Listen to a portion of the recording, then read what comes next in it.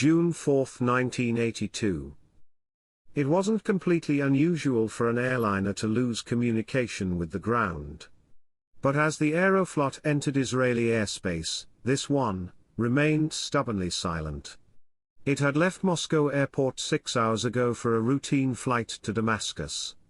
Nothing unusual was noted on takeoff or departure from Soviet airspace.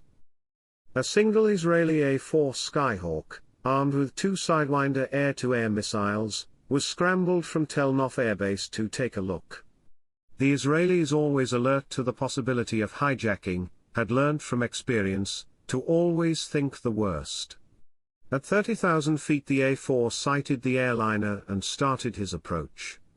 What he wasn't expecting was what happened next.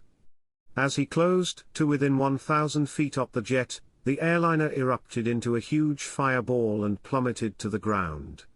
The Skyhawk pilot quickly contacted Tel Nof airbase and reported the explosion. He then quickly checked his own ordnance to make sure a freak accident hadn't launched a Sidewinder. To his relief, he still had 2 missiles, and his master arm was set to off. President Reagan, on board Air Force One, was informed of the incident within 30 minutes of the explosion. Within an hour all NATO leaders had heard the news.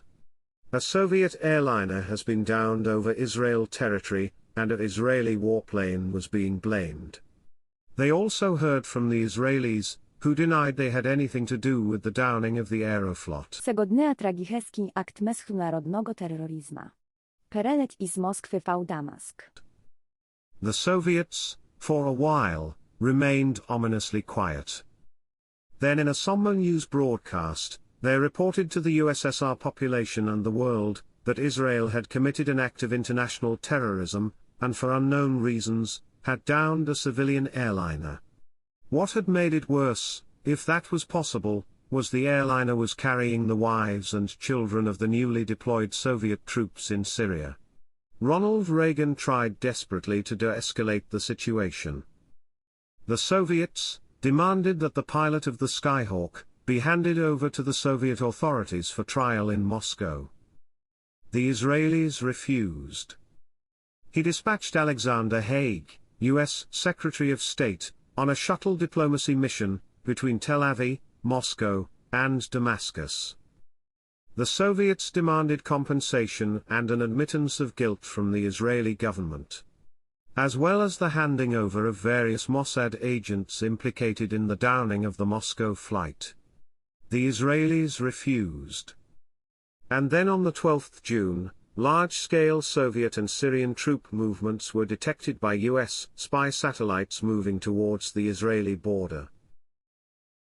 U.S. intelligence was astounded. At least a full Soviet armored division was on the move. It was supported by several divisions of the Syrian army. But things didn't add up or make sense.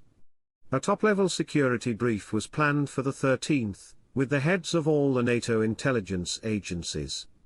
After much debate and arguments, there was only one conclusion.